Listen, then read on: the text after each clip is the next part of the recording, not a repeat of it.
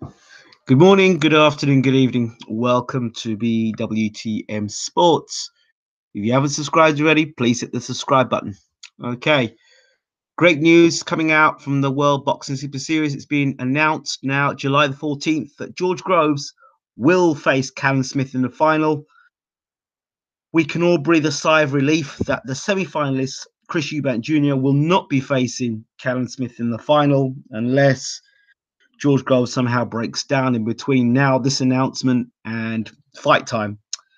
Uh, well, it's great because that keeps the World Boxing Super Series its credibility. It's done great for the world of boxing. It's got, you know, the tournament is meant to try and get the best fighting best. If the best decide not to enter that tournament, well, you can't really blame the tournament for that. But the whole idea of trying to find out who the best super middleweight is in the world.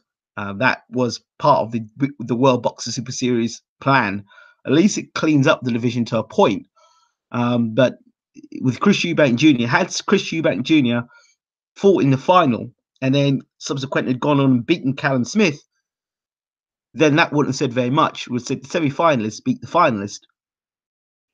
And well, we wouldn't have got many questions answered. But at least now the right thing's been done. George Groves will now be facing Callum Smith in the final, July the 14th, one day before my own birthday. So that's fantastic. July 14th, that'll be one I'll be definitely tuning into.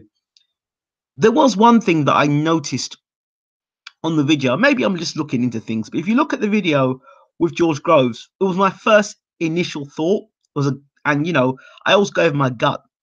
And if you look at George Groves in the video that was released just before this announcement of George Groves, getting into the final and basically being given the nod to go ahead, you'll see he throws a combination and he's throwing jabs and he throws a combination on the pads. And then it's almost a 30-second clip. If you look at George Groves as he walks away from the pads and he's walking away from doing it as if to say, yeah, I'm showing you, I'll be ready for July. He kind of tweaks his shoulder. So it made me wonder, how bad is that shoulder and how long? It said the story is that he's medically fit to box, but hey, wasn't David Haye medically fit to box when he fought Tony Bellew? I don't know, but it's a shame for Callum Smith because if George Groves now is anything but the George Groves that beat Chris Eubank Jr., then and Callum Smith were to beat him, then it would change. And you have to remember, people who've had shoulder injuries like before have had problems afterwards. They've had shoulders come out, and they've had injury afterwards. They've not been comfortable throwing the punch afterwards. They don't throw as much snap on the punch, or they're hesitant or gun shy throwing because they don't want the same injury to happen again. So you may have a George Groves in there, hesitant of throwing, even though he'll throw it in gym and I throw it in sparring. I'm sure he'll be holding back a bit. So there's always that concern there. Always a concern, when a fat happens to a fighter.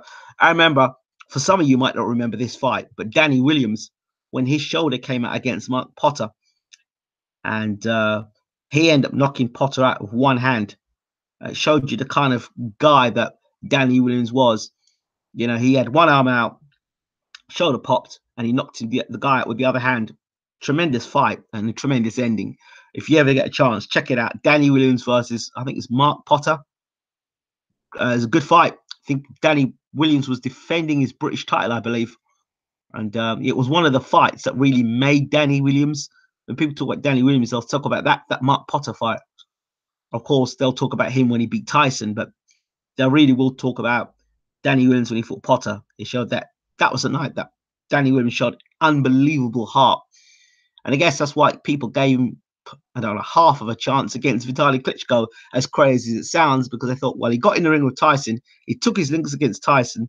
So we'll be able to do the same thing against Vitaly. Not the same kettle of fish, but, I'm rambling a bit. But back to my point. Congratulations, George Groves is through to the final. Well, we'll just have to wait and see. I hope George is able to box. What I mean by able to box, I hope that he's able to use full range of movement and that his injuries healed up. He's got what now? It's May 29th. So he's got June, a month, and a couple of weeks. So is it enough time for his body to heal and still be able to go back and box as well?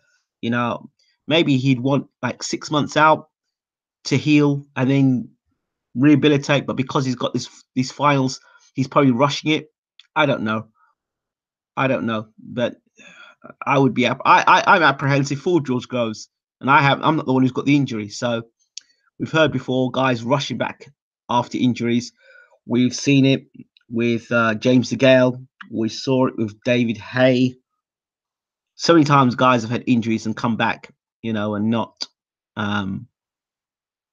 not perform to their best. I just hope that George Groves doesn't do himself a disservice just because he wants to get into the final. Right, those are my thoughts on that. Love to hear your thoughts on George Groves versus Callum Smith and whether this event with him against Eubank Jr., whether that changed the event, change things. So we'll have to wait and see how it happens. I would love to have seen David Benavidez. I would love to have seen DeGale in the tournament, but it is what it is. So thank you all so much for listening. Again, don't forget to rate, subscribe, and leave your comments. I'll be back with another set of videos afterwards. I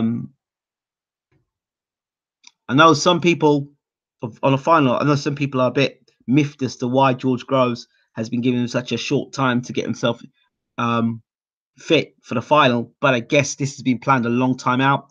And stadium, I think it might be just down to logistics, not anything to do with Sauerlands themselves being horrible people. I think it's just logistics. I think there's been a stadium that's been basically rented out for the event, and they don't want to lose money on the stadium. I think that might just be what it is. And maybe there may be some time where they may just shift it or put it on a few days or a few weeks later. I don't know, because I don't do logistics of stadiums. But if I did, I'd be able to answer it better. But that's my thoughts on that. All right, I'm out of here. Thanks for listening. See you soon. Bye-bye.